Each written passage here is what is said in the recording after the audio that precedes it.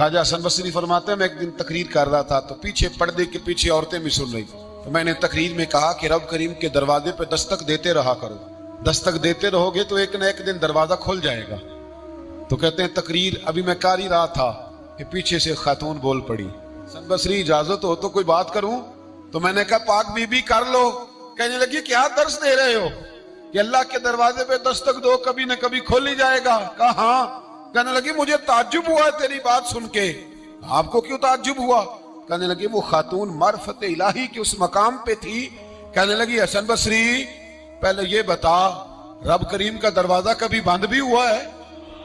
खुलवाएंगे तो उसको ना जो पहले से बंद होगा, और जो खुला हुआ है, जो खुला हुआ पिछली राती रहमत रब दी करे बुलंद आवाजा बख्शिश मंगन वाले कारण खुला जे दरवाजा।